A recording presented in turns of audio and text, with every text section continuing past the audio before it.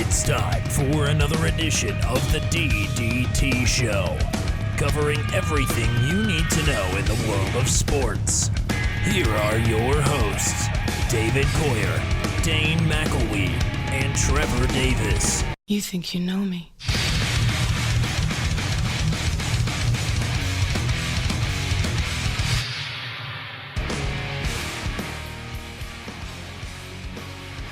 Good morning and happy Friday, everybody. Not only is it Friday, but it is October 1st, which means one of two things. One, you get to finally light those fall-scented candles that you bought at Aldi earlier this week, and I have done that. It is apple harvest this morning that I've lit the candle. I've been excited. It's awesome, but it also means that it is October baseball. Playoff baseball is here, and that's what we're going to be covering today on the DDT Show. Hello, everybody. It's me. It's that DAVID. David Coyer, Dayne McElwee, Trevor Davis, and we have a special guest here on the DDT Show this morning. It is the head baseball coach of Western Illinois University Baseball, Andy Pascoe. Coach, how are you doing this fine Friday morning? Doing great, Dave. How you guys doing? I'm doing good. Can't complain. It's beautiful out. Yep. Finally getting to be fall weather. We've been having summer weather all fall. Yeah, it was, what was it, yesterday? It got up to like 88 degrees. It was the end of September, 88 degrees. That's not okay. I'm the type of guy who long sleeves, athletic shorts, that's the like ideal fit. And that is, I've gotten to wear that once, but I need it to be cold again so I can do that because I get hot really easily. So long sleeves, athletic shorts, that's what I need right now. I need 60-degree weather. You're not alone there. I'm right there with you. All right. Well, Coach, before we dive into baseball, one big question I just got to ask before we dive into, breaking down the MLB playoffs. It's an exciting MLB playoff race right now, but so you're from Traverse City, Michigan. So we got to know, where do your biases lie? Are you a Tigers fan? Are you somehow randomly a Yankees fan? Because I wouldn't put it past you. I have been born and raised a Detroit fan my whole life. So we're talking Tigers, Lions, Red Wings, Pistons, and then a Wolverines fan as well. So I've got a lot of family who are Sparty fans, but not me. I'm a big time Michigan fan. So that's where all my loyalties lie. Okay. Unfortunately. So I was about to say, so it's been a rough life for you. I mean, you have the Red Wings Stanley Cups in there a little bit, but other than that, it's been tough. Yeah. Don't forget about the Pistons. You got the Pistons. Yeah, we were able to hang our hat in the Pistons and the Red Wings for a while. Then the Pistons fell off. You could always count on the Red Wings, but even they've fallen off these past few years. So it's just kind of, hey, maybe the Tigers will get some guys developed. And I think they did the same thing last year. They were terrible all year and then kind of came on at the end of the year. Hopefully it's a good sign of things to come with some of their young guys. But it's been a rough go my 33 years. Well, Dayne and I can kind of attest to that as well, being Brewers fans. It's been the last 4 years we've been lucky enough. Trevor, on the other hand, Red Sox fan. Oh yeah, cool. I'm from Omaha. Come on.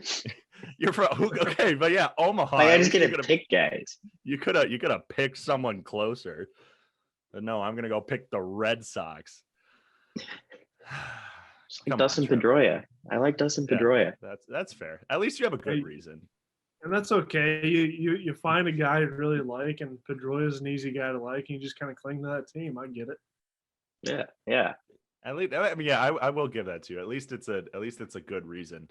But the Red Sox right now, they're hanging by a thread as we dive into really the big story that's going on with MLB playoffs right now, and that's that AL wild card race. We touched it on Tuesday's episode on who we thought was going to come out of it and kind of what was happening. Right now, the Yankees have a 2-game lead in the AL wild card heading into this final weekend of baseball. The Boston Red Sox, the Seattle Mariners tied at 89 and 70. And Coach, I'm going to start with you. what have you been making of this whole almost Seattle, just kind of their big run? They're 9-1 in their last 10 games. They've won 4 straight. They've basically catapulted from being, what was it? Like, I think on Tuesday it was probably like 4.5 games behind or something like that. And now they're tied for that second wild card spot. What do you make of this late season surge from the Mariners? Some of it is just getting the right guys hot at the right time. I think the guy to me that, really kind of stands out is Kalenic, just because he kind of went through the whole drama of going up and down, and that's completely a business thing, right? But you get a guy like that who's an exciting player, and they have some good talent on that team. And it's just a lot of what the playoffs are, and it's kind of almost like in a lot of the sports, it's getting hot at the right time. Hanging in the race for as long as you can, and then if you can get hot at the end of the year, good things are going to happen. So that's what you're seeing with Seattle is they've had the talent all year. It's just a matter of getting really hot now to put themselves in a really good position. Dayne, I'm going to kind of move on to you. Same thing. I mean, I know we talked about this on a previous episode of the show. None of the three of us guys, none of us really thought the Mariners, like, we're just like, okay, they might get hot or whatever, but none of us really had them making the wild card. I know I didn't. I said it's been cool that they've kind of been coming up and getting hot at a cool time, but now they're in there. Dayne, what do you make of, Seattle potentially taking that? I mean, they even still have a chance of taking the number 1 wild card spot. Yeah, I'm going to go off what Coach said. Kalenic has just been outstanding. Started out the season, I think he was like 0 for 30 with 11 strikeouts, got sent down, came back up. He's been playing out of his mind. The resurgence of Mitch Haniger and Kyle Seager, they both have 35-plus home runs. First time they've done that in their careers. They've been the leaders to this team. J.P. Crawford's been very consistent with this squad. I'm excited to see this Mariners squad because we all said that we thought the Blue Jays were going to be the second wild card team with the Red Sox being 1. The Red Sox are losing, the Blue Jays are losing, and the Yankees are winning. We might see a completely different outcome than what we predicted. Trevor, any final thoughts? The Red Sox just picked an awful time to decide to suck. And then the Mariners just kind of, obviously, like the Mariners, they've been playing well. It's weird, like their run differential is like -75, but they're still somehow like trying to cling on to this wild card spot, and they're just winning games, and they're taking advantage of the Red Sox sucking and the Blue Jays kind of not sucking, but not playing as well as they need to be in order to get into that last wild card spot. So it's going to be an interesting race. I think one of my favorite things is just how much the city of Seattle has just embraced all of this. Like, Seattle's always kind of been known as like a town that has great sports fans. I mean, you have the 12th man with the Seahawks, and just the way that the town has just embraced the Kraken, the new NHL expansion franchise coming in. Like, and I've seen all over social media, it's all Mariners all the time. And it's so cool. And I think the fans definitely have been kind of having that impact as they've been showing their support. And I remember back in 2018 when the Brewers were making their big run near the end of the season, I remember the players just kept saying Milwaukee, like, keep making noise, like, keep support, make it loud. And I mean, the players feed off that. And I think that's just such a cool energy. But then also one thing that I've been enjoying is the inclusion of the Orioles in like everybody's like, hey, we're basically Orioles fans now because they were who were they just playing? The Red Sox. They were just playing the Red Sox, right? Yeah. So everyone except the Red Sox basically became Orioles fans, and now they're still kind of Orioles fans because they play Toronto this weekend. And Coach, I'll come back to you kind of on my first point. How big at any level, at college, minor league, major league, heck, even high school, how big of an impact do fans have on a game and like the energy brought to a game? Yeah, they do play a huge role because it's easy energy for your team, especially as you get into these guys are playing in their 163rd. They're going to be playing in their 163rd, 164th, 5th. Once they get into playoff games in the year, that's a lot of games. It adds up. So your bodies are naturally going to be worn down. But when you have a good crowd, you're bringing in 40,000 plus, and they're good and loud. They're bringing energy. It's an easy energy giver for the team, that it just makes it that much better for your ball club. And then the crowd noise alone within, we talk to our guys all the time about it, but you got to be communicating loudly during those games, and that can definitely play a factor into a lot of things. And another thing, I guess one thing I kind of forgot. Have any of you guys watched Ted Lasso, the show on Apple TV? Not yet. I want to. I haven't. It's amazing. First of all, I 100% recommend it. 100% recommend it. I've already bought a coffee mug and a t-shirt. It's my favorite. But Seattle is embracing that. There's a sign that he hangs up in the locker room of the fictional team AFC Richmond. It says "Believe." It's just a yellow sign, blue lettering, all caps, "Believe." Seattle has just adopted that. Every team, you see it on social media everywhere. Every team is just basically utilizing Ted Lasso in their culture, which is awesome that they're adopting a TV show into their actual team culture. But even Seattle, like the actual team account, created like phone wallpapers that have "Believe" on it, and it's that the team is bought in, the city is bought in, and Seattle I've seen all over Twitter, Seattle is America's team right now, and I think that's fantastic. Excuse me. So that brings us to kind of our final point, wrapping up on this. Who do we think is going to win the AL wild card? Who do we think are going to be those two teams after Sunday that make that wild card game? And there is a potential for a three-way tie, which I've been trying to read on that. Still don't completely understand how that would end up working. But who do we think, if we had to pick two teams, who are our final wild card once we get done with Sunday? Dayne, I'll start with you. I'm going to go with the Yankees and the Blue Jays. The Blue Jays play the Orioles. I think they'll be able to climb their way up. I see the Mariners losing to the Angels, which might be a surprise. I don't think they're going to get it done. I think their hopes are going to fall. I don't think they're going to win. So we got Yankees and Blue Jays from Dayne. Trevor, I'm going to go to you. I think I know what one of the teams is going to be. I don't know. I mean, the Yankees obviously, but I don't trust the Red Sox. Like, you can't lose 2 out of 3 to the Orioles in the most important series of the season, and then expect me to trust you. I don't know. It's the Nats. They should sweep and beat the Nats because they suck, but I don't know, because their offense is just not good right now. But I mean, I want to say the Red Sox, but optimistically speaking, it's the Red Sox. If you have a secondary pick, who do you think is going to be? Oh, probably the Blue Jays, just because they're playing in the Orioles, and while the Angels, from the Mariners' point of view, the Angels also aren't very good. I just think the Orioles are worse than the Angels.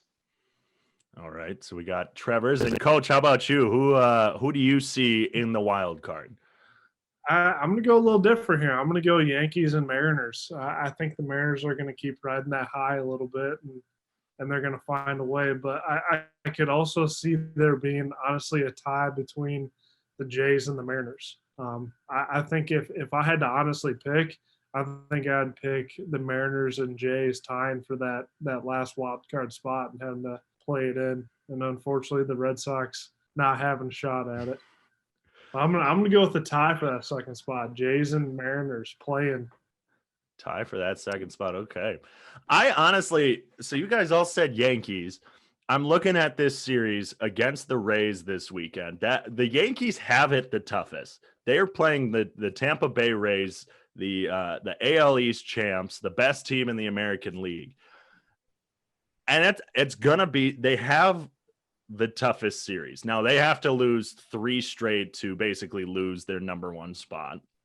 because they have a 2-game lead right now. If they get swept this weekend, that's when all hell breaks loose. I don't see them getting swept, so I will choose Yankees as that top spot. And Trevor, you brought it up. The Orioles was a series that the Red Sox should have won, and they're playing the Nationals this weekend, which is another series they should win and should have. But again, I feel like the Red Sox are the team this year where they get a series that they should win, and they kind of just, it doesn't happen.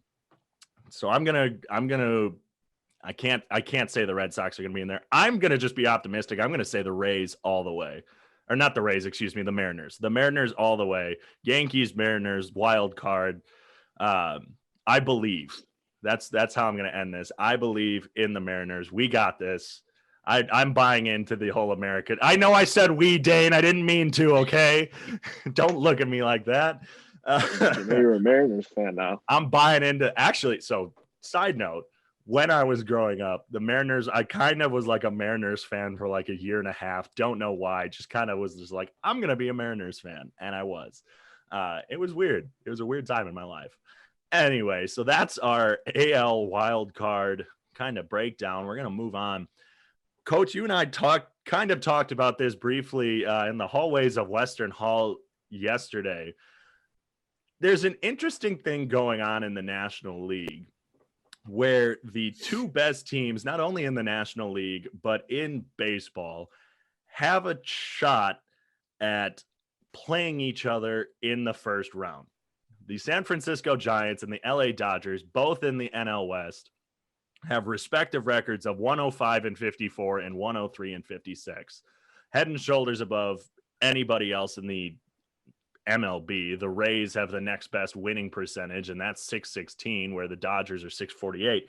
But the Dodgers will play, or whoever ends up losing the NL West will play the St. Louis Cardinals in the wild card game, and then I don't see the Cardinals beating them. Hopefully they don't, at least. But then they have a shot of playing each other in the first round. So my question is this: what does the MLB have to do in the future, obviously it's not going to happen this year, to try and avoid getting it where the two best teams in baseball don't play each other in the first round? Does it need to be a restructure of how the playoffs work, where you get seeded based on your record and winning percentage, or do we still have the division champs? But what is the main problems here where the two best teams play each other in the first round? Coach, I'll start with you because we kind of talked about it yesterday. Yeah, perfect world, you sit here and you think, all right, just kind of blow it all up and reseed it. I think if you do that, then you have to get rid of the divisions, right? I personally like the division winners because it really puts an emphasis on that interdivisional rivals. What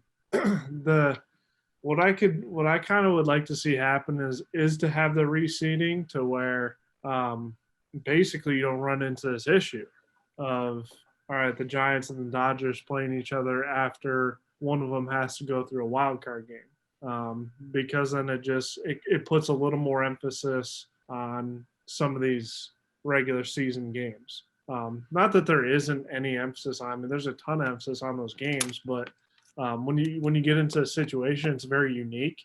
I don't know how often it's happened, to be honest. I'd be very curious to see if it's ever happened before, and if it has kind of the ramifications of, who's ended up winning the whole thing that year. Because at the end of the day, we may not even be sitting here a week from now talking about this, because the Cardinals are pretty good right now, right?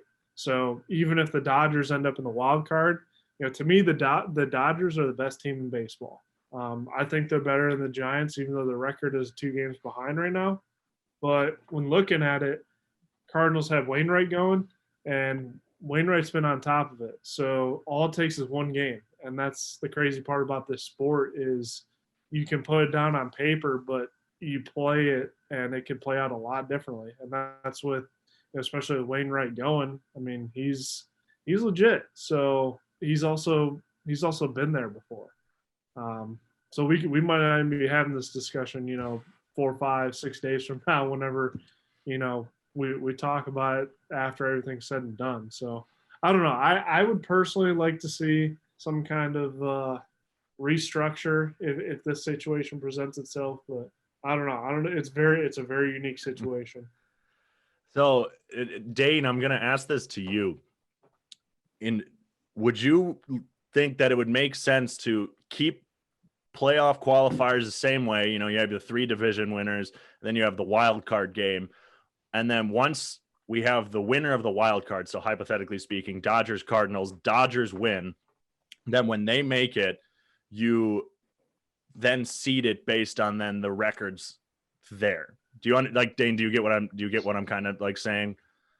We're like, Yeah, instead of like having the matchups between like the two, like setting up the division matchups already and then just having the number 1 seed then just play the winner of the wild card game. If we have a situation like this where the Dodgers win, then the Dodgers would then play, you know, whoever. So I don't think we necessarily need like reseeding, because obviously they might have the best record, but they might not be the hottest team. When the Nationals won the World Series in 2019, they were a wild card team. They weren't a team that won their division and then got that bye week. They played the wild card game, won all the way through. As Coach said, the Cardinals are the hottest team in baseball right now. We don't even know if the Dodgers are going to make it to play the Giants. That's the thing. We could see something like that just out of the ordinary happen. I agree with what Coach is saying. The Dodgers, I'd say they're the best talented team in baseball, but that doesn't necessarily mean that they're the best team night in, night out. They're not the hottest team. I think we should keep it the way it is, because how often have we seen something like this happen where the 2 best teams play each other? No, you are not wrong. I don't think we need to see any changes right now. I think we can keep it as it is. That's fair. Trevor, I feel Trevor, I kind of feel bad where I always save you for last, because I think we've kind of covered anything. Do you have any thoughts on just the Giants and Dodgers potentially playing each other in the first round? I mean, I do kind of like the idea of the reseeding after the wild card game. I think it'd be a sort of interesting way to go about it, so that way you don't have like 200 game winners facing off. Because I know it happened back in, I think it was 2018, because the Yankees and Red Sox were both 100 game winners and they played in the second round, I believe. But I don't know. I think it'd be interesting to just kind of reseed everybody after that wild card game, just to kind of just make sure it doesn't necessarily happen in the first round of the playoffs. I could see it either way. I think baseball, I like how baseball does it, because and just the way baseball is, where you can't have like a bad team like sneakily get into the playoffs, where like in football we've seen sub 500 teams make the playoffs and heck even host a first round game. Like what was the Washington football team were sub 500 last year, and they hosted the Buccaneers in the first round, almost beat the Buccaneers in the first round. But that's what I like about baseball, is you don't really have that. No other sport really has that, which I think is why football is somewhat broken. But that's neither here nor there. We're talking about baseball right now. So I totally agree with everybody with it wouldn't make sense, and we don't see this often, but it's just the Giants just got hot this year. The Dodgers have been good forever, and it's interesting. One thing that I got to make the comment, they were my losers, last week or something. The Padres have just choked away this season, and I remember how I thought they'd be the NL West champions this year, not going to lie, but the fact that and that was at the beginning of the season, the fact that they've just choked it away is somewhat hilarious to me. Let's move on. We're finishing up talking about baseball. Let's get our predictions. Let's get our predictions on, not necessarily just step by step each round. We'll go to the big kahuna. We'll go to the World Series. Who do we think are the 2 teams that are going to make it to the World Series? And then let's get a World Series winner. And let's make it even more specific. How many games will the World Series go to this year before we see a champion? Trevor, I've kind of gone to you last every time. Let's start off with you. World Series matchup and World Series winner. I don't know. Let's go Giants and probably Giants and the Rays. I think that's what I'm going to go with. And then your winner. I think the Giants in 6. Giants in 6. Okay. Giants in 6 over the Rays. So the Rays just can't catch a break in your hypothetical world. That 3 World Series and they still just can't win one. No. Dang. Dayne, we'll go to you. We'll save Coach for last. Dayne, we'll go to you. Do you want my optimistic pick or do you want my real pick? Well, you know darn well I was gonna make it. You know darn well I was gonna make an optimistic pick. It's hopefully the Brewers. That's all I can hope for, but I don't know if it's gonna happen. So I think we're gonna see a repeat of what we've seen previously. I think we're gonna get the Dodgers and the Astros. The Astros are playing really well right now. Playing very well. I think the Dodgers will win it in 6. I think Max Scherzer's just he's one of the best pitchers in baseball right now. He's proven that again. Okay. Dodgers in 6. Okay. I can see that. Coach, how about you? I'm going to do a little throwback pick here. I'm going to go Dodgers over the Yankees in the World Series in 5 games. If you look at it, the Yankees are kind of under talked about right now, but they're 8-2 in their last 10. They're getting a couple guys healthy on the mound, and I think as they figure a couple things out there, they've got a ton of hitters in their lineup, which at the end of the day, pitching and defense is kind of what plays into it all. But I just think the Yankees are going to find a way this year to get past the Rays. And my original thought when I was kind of going into this, I was going to say the Dodgers and the White Sox, but I just don't think, if you look at it, the White Sox have a sub 500 record on the road, and I just don't think that's going to help them in the playoffs because, as if you look at it, they're gonna match up with the Astros, so they're going to be on the road, and the Astros are pretty good. So I don't think my original thought, if you would have asked me 2 weeks ago, it was going to be Dodgers, White Sox all day. But I'm going to go Dodgers over the Yankees in 5. Dodgers over the Yankees in 5. I think the only reason I totally agree with your statement on the White Sox, and I find the White Sox a tad bit too inconsistent this year. But I also find that about the Yankees. Now the Yankees decided to get cold halfway through the season and be inconsistent throughout the season, and then be hot at the right time. We've been talking about that all the show. So I could see the Yankees. I just don't know. I feel like they're going to somehow just choke it in the playoffs again. But I'd still Yankee Dodge. That'd be the 2 of probably the most worst fan bases in baseball in the World Series. I mean, not worst fan bases, but like Yankees fans. I hate Yankees fans.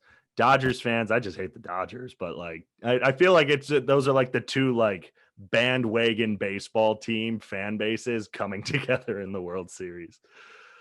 Oh, that'd be interesting. For me, I don't see a scenario where the Rays don't make it to the World Series again.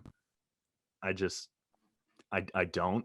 So I will ride the Rays all the way to the World Series.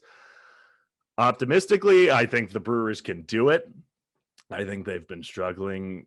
I mean, the pitching has just been there all season, but now it's just deciding to kind of slow a little bit. And I think losing Devin Williams could potentially hinder that. But optimistically and realistically, I think the Brewers can do it. I think they just have the drive, and it's a different team this year. And just one fun statistic against the NL West, they're 23-9. So they will see if they make it to the NLCS, they will see potentially one of the 2 NL West teams whom they're 23-9 against, which I think is pretty good stats. Otherwise, Dodgers. Yeah, Dodgers. I think it'll be a repeat of last year's World Series. Dodgers, Rays. I think I can see it going to 7. I think the Rays kind of have that chip on their shoulder that can send them further this year, but it's just the Dodgers have the money and they've shown it on the field. And yeah, so I think Dodgers in 7 if is my realistic pick. Brewers in 6 if I'm being optimistic. It doesn't have the same ring as Bucks in 6. I'm not gonna lie. With it being Friday, it is our first time this year that we finally get to do it. We have our picks segment back, and we have our guest picker, Mr. Andy Pascoe, who's been so gracious to join us. So we're going to move away from baseball. We're going to move to football this weekend. There's a lot of fun games happening, but we got 3 college games, 3 NFL games that we're going to pick and see who will reign supreme this season in terms of who can just guess who's going to win correctly. So we'll start out with our college football slate. Coach, we'll start with you. Number 8, Arkansas versus number 2, Georgia. Who do you got? I got Georgia. I feel like Bama, Georgia, they're just those 2 teams are on a whole different level than everybody else. Those are by far the 2 top teams in the country, and for as good as Arkansas is doing this year, and for as good as they are, as hot as they are, I can't see Georgia not flexing their muscles on this one.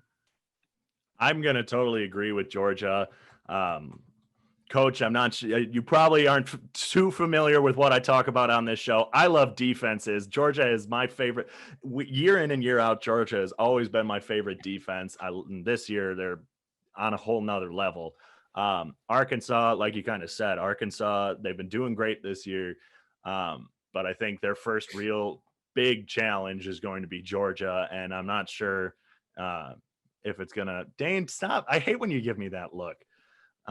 Georgia's on a whole different level. They're the number 2 team in the nation for a reason, but I think Georgia. They played a top 10 team and a top 15 team. How can you say that's the first test? Because Georgia's on a whole different level. Anyway, I picked Georgia. Dayne, I'm gonna pick Georgia. I'm picking Georgia too because Arkansas' starting quarterback is still he's still hurt. EJ Jefferson, he left last week with a leg injury, came back in late. I think it's gonna be a battle in the trenches though. I think it's gonna be like 20-17 or 20-13. If you can hammer the under. It's gonna be low scoring. Yeah. I'll agree with that because Georgia's lucky they got a good defense. I'm not buying on JT Daniels. Trevor, I think I'm going to know what your answer is, but I think you should just say it anyway. I'm going to say Georgia. I don't think Georgia's like. Shock. Do you think I was going to say Arkansas? No, that was a sarcastic. What a shock! I knew you were going to say Georgia. Oh, all right. But yeah, I'm going with Georgia. Georgia's like 18-point favorites right now. I don't think that's correct. I think it's really going to be a lot closer game. Kind of like Dayne said, there's going to be just no points scored. It might be 10-7 for all we know. But I think their defense is really good. Their offense leaves a little bit to be desired, but I think Georgia's going to come out of there with the win. Okay, Georgia across the board. We move to our next battle between 2 top 10 teams. Number 7, Cincinnati, coming off of a bye week, and number 9, Notre Dame, coming off of a routing of the Wisconsin Badgers. Coach, you got the Bearcats or you got the Fighting Irish? I got the Bearcats, and maybe it's my Michigan bias, but I think at the end of the day, Notre Dame just hasn't proven anything in my eyes this year. Cincinnati, everybody is always scared to pick them because they're not in that Power 5, but Desmond Ritter's pretty darn good under center for Cincinnati. Their defense has been good. I just feel like Notre Dame doesn't have it clicking enough. And then you add in the fact that Cincinnati's been on a bye week and has that extra little preparation. I got to go with the Bearcats. Trevor? I think I'm also going to go with Cincinnati just because I think Notre Dame has potential, but I think they've just been a little bit too inconsistent for my liking. And I mean, Cincinnati's a really good team, and I feel like it's time that somebody finally puts a little bit more respect on their name than we have been. Dayne. You know what? I'll be that guy. I'm going to go with Notre Dame. I think Jack Cohn will be healthy this week. I like the way that the Notre Dame's front seven looked last week. Wisconsin has a very good offensive line. We can't forget about that. Their defensive front seven made them look like they were freshmen in high school blocking. They look terrible. I think that Notre Dame will get pressure early on Ritter, and I think Notre Dame's going to win. See, I was having second guesses because everyone was choosing Cincinnati, but I had Notre Dame. I do think the bye week will help Cincinnati. I think it'll be a very close game. I'm gonna pull a Lee Corso, and I'm gonna say it's gonna be close. It's gonna be close. But I think, I mean, and I think Coach, I think you brought it up that, or Trevor, one of you guys brought it up that Cincinnati isn't getting the respect they deserve and stuff like that. I just think they kept it close with Indiana. It was only 38-24. I think the bye week will definitely help them. And again, that's why it'll make it close. But Notre Dame, while they haven't been looking, overly stellar this season, they've had a lot of close games and it's come down to the wire. I think the Wisconsin game was the confidence booster they needed. And I think if Jack Cohn's healthy, I think he'll finally show his true potential out there with the Irish. So I'm going to say Notre Dame for that one. So we're split. That's cool. At least it's not as boring as just having, 4 Georgias across the board. Last year we had too many times where we all just picked the same people. Final college game, number 1, Alabama, number 12, Ole Miss. I'm just going to do this one and I'm going to make it simple. Alabama, because Alabama is going to do Alabama things. Let's move on. Coach, who do you have? My gut says Alabama. It to me be one of those things though where if Ole Miss were to win, I wouldn't sit here and be shocked because of how good Corral is. That's how you beat Alabama, is that type, that caliber of quarterback. I still think Alabama wins, but if you were to come to me on Sunday morning and say, "Oh wow, were you shocked?" Like, no, I wouldn't be shocked if Ole Miss won, but I'm still taking Alabama because, like you said, and I touched on it earlier with Georgia, like, they're just on a different level. As Ole Miss, you just gotta hope that they're just a touch off their game because they do at least have that quarterback that can elevate their level of play to give them a shot. Trevor, we'll go to you. I'm also going to say Alabama, but kind of like what Coach said, I wouldn't be super surprised if Ole Miss wins because, last time they beat Alabama, I'm pretty sure they beat them. They had, Chad Kelly under center, another electric, dynamic quarterback making things happen. That's what Matt Corral is to me. He's the Heisman favorite right now. So, I wouldn't be super surprised if Ole Miss pulls off the upset, but I think Alabama is just way too good. Dayne, that leaves you. So this might sound kind of weird, but I got 2 winners. So unlike the Georgia-Arkansas game, we're going to see so many points. So my first winner is America, because if you watch this might be like a 42-40 ball game. I love it. But, Alabama, yeah, they're different. But I, like the other 2 said, I wouldn't be surprised if Ole Miss wins. Matt Corral is I love Lane Kiffin's offense. Before we move on to the NFL, Coach, I got to ask you, because we kind of have it split a little bit on the show. What kind of football game do you like to watch? Do you like to see a 60-63 ball game where it's just a lot of points and electric offenses? Or do you like to see it where, it's like 24-14 or like 30-23, something like that, where it's a defensive game that's just fighting in the trenches, just 2 powerhouses going at one another? I'm not gonna lie, I'm all in on offense. I was a quarterback, and there's a little bit, a small period of time. It wasn't a large period of time. It was a small period of time where I thought about playing some college football. But I'm kind of glad I didn't. That way my brain could stay somewhat alive. So I love seeing offense. So I'm pretty biased towards it. I love those higher scoring games. What I like to see personally is I like to see like a 56-49 game, but with a couple key defensive plays where it's it's I don't like to see the Big 12, but I like to see those SEC games where it's athletes all over the field on both sides. It's just offense dominates. I think you and Trevor need to talk more, because Trevor's the type of guy where if it was 100 to 84, that'd be his ideal football game. That's great. So many points. Come on. All right, we're moving on to the NFL, to our Sundays. Panthers versus Cowboys. I'm going to start with this one. The Panthers have, I don't think they've really just they're 3-0, and I think they have shown promise. Like, don't get me, I'm not saying that they're bad. I mean, they have played the Texans. I don't think they've really played that like any team, and it's so early in the season too. Like, we say that a lot, that I'm not sure if we can count them in as like a really good team yet. I think this might be one of their first matchups this season where it will show if Sam Darnold can step up, and if he can really show, hey, it was the Jets that were holding me back, I'm going to actually be really good this year.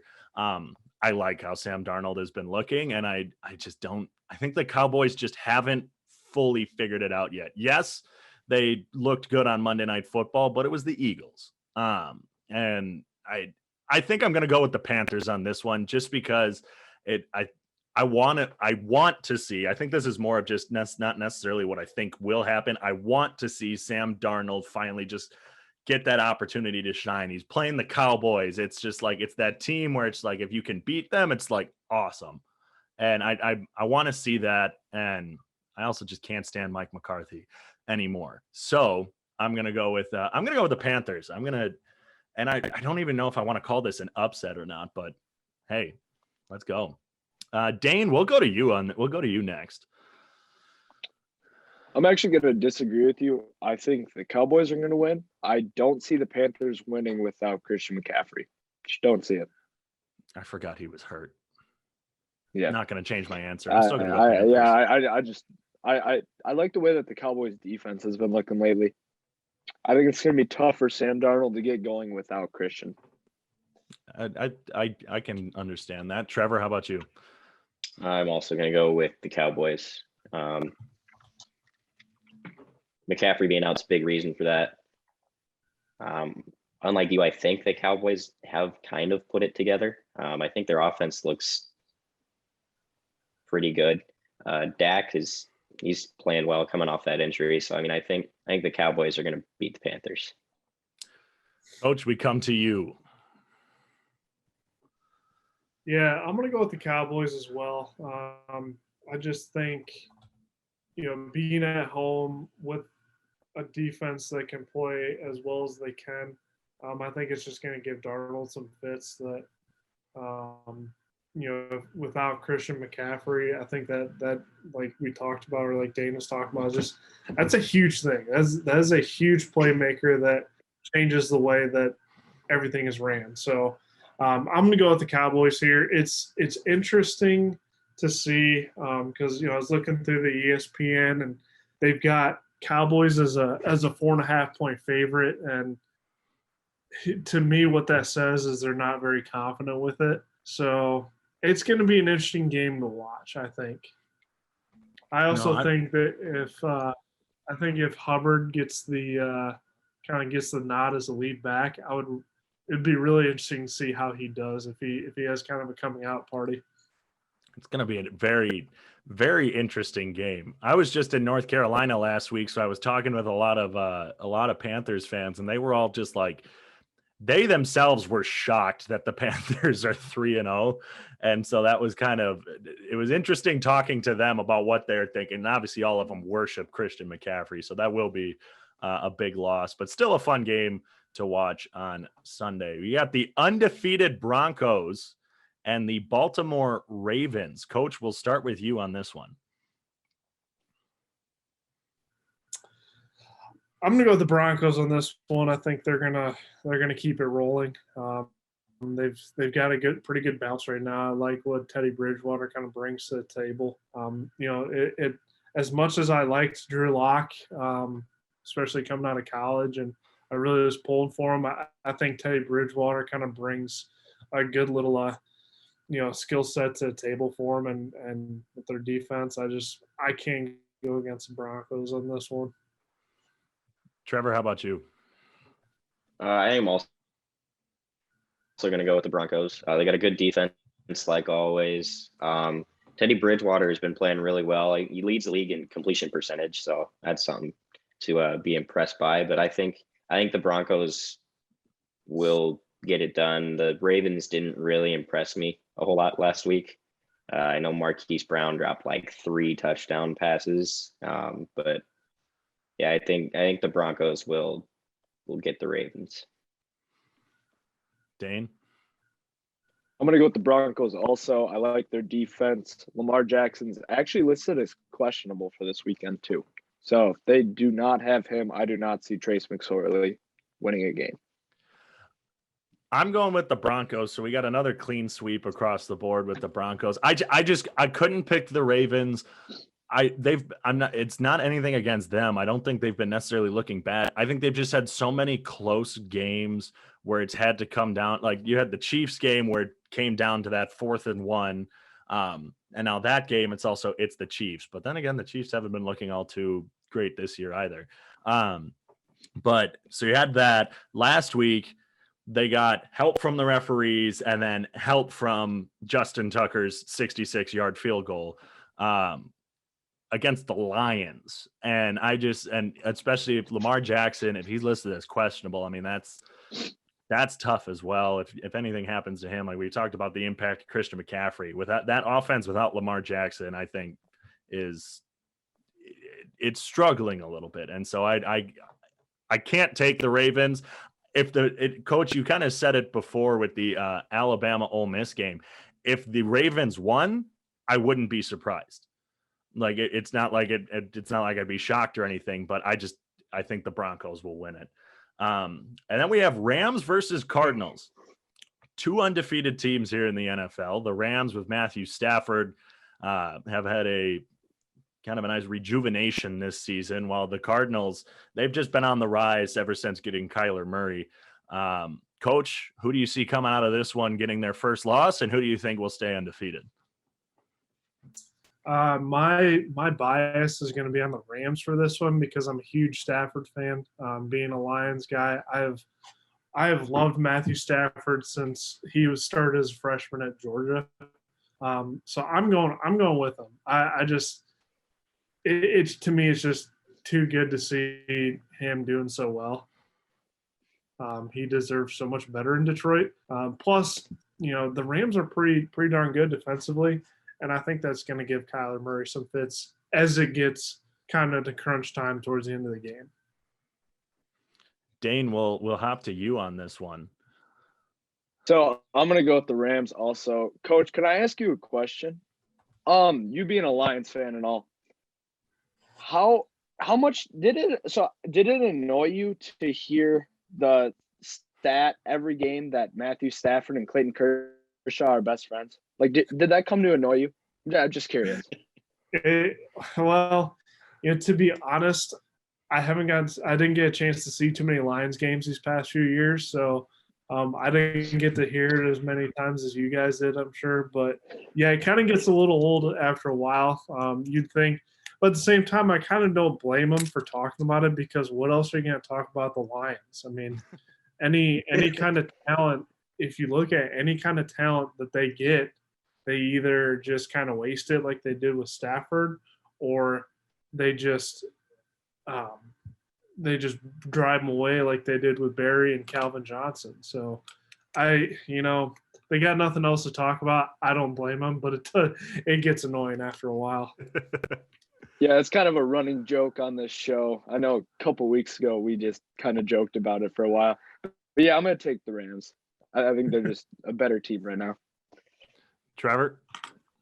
I think I'm going to go with the Cardinals. I like Kyler Murray a lot. He just kind of looks like there've been a lot of comparisons made, especially on social media, that he just looks like a video game quarterback. The way he runs around and dodges like 17 sacks and then decides to throw like a 30-yard bomb to D-Hop or whoever it happens to be. But I like the Cardinals just because I think Kyler Murray is just way too dynamic to be completely shut down by the Rams defense. Like, I know the Rams have a really good defense, but I think Kyler Murray is going to make something happen.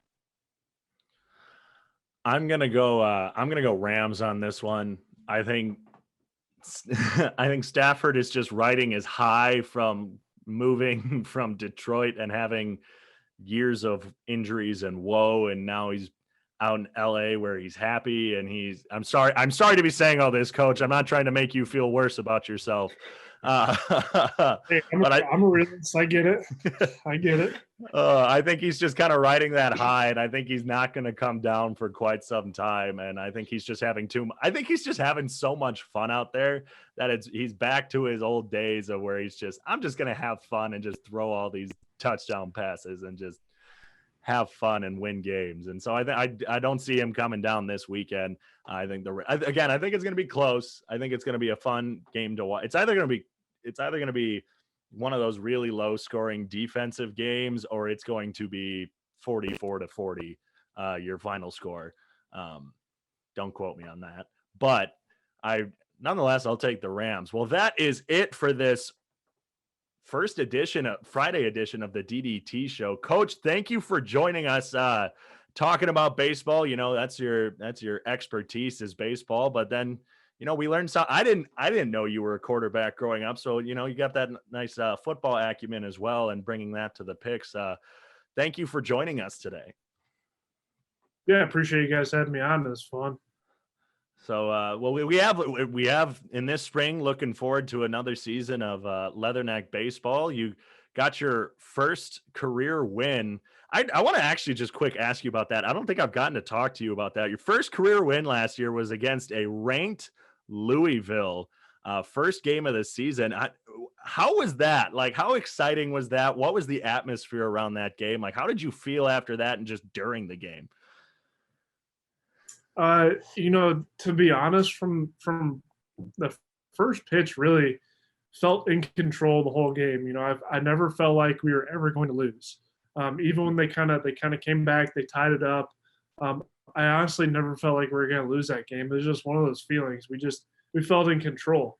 But as it got into that ninth inning, and yeah, we had a 5-run lead, but started kind of getting a little emotional because knowing it was my first win as a head coach, and you know, having gone through the COVID year, not getting any wins that year in 13 games, and it was just kind of a lot of emotions building up. And then, like you said, against a highly ranked team at the time, and a team that, you know, I played against a lot in college.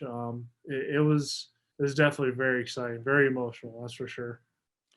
Well, make sure you follow along with Coach Pascoe and the WIU baseball team this spring. But for now, that's the end of this Friday episode of the DDT Show. Make sure you give us a follow on Twitter at the DDT Show, and make sure you give Coach Pascoe and the WIU baseball team a follow as well, so you can keep up to date with all their information, their season, and best of luck this season, Coach, with all of that. But for now, you can find us on Spotify, YouTube, all the podcast stuff. We'll make sure to try and get all of our stuff out as soon as possible and keep you updated with everything on the DDT Show. But for now, we'll see you on Tuesday and see how our picks happen. And we'll even give you how Coach did on his picks. And Coach, I'll make sure to let you know. I'll make sure to let you know next week how you did. It'll be kind of interesting to see. I'm a little nervous, actually. Oh, it's nerve-wracking, especially when other people get to hear it and they get to hear either whether you did good on your picks or not. It can be nerve-wracking, but thank you for joining us, Coach. Yeah, and sorry to kind of interject, but I just sit here. Whenever you ask me to do it, I just sit here and I remember back to one of my first couple of weeks on campus. You had me out at the football game, doing the broadcast. You had me going through picks, and I'm pretty sure they were pretty bad. So I like to think I'm very knowledgeable on college football. I like to think I'm knowledgeable, but I could be completely off.